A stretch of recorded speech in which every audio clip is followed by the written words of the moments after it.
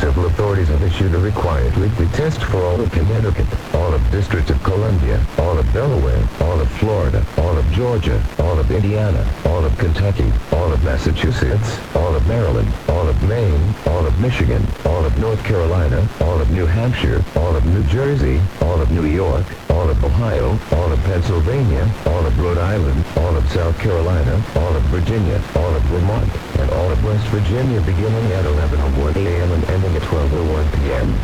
Test message EAS open cap EAS feed configuration test message.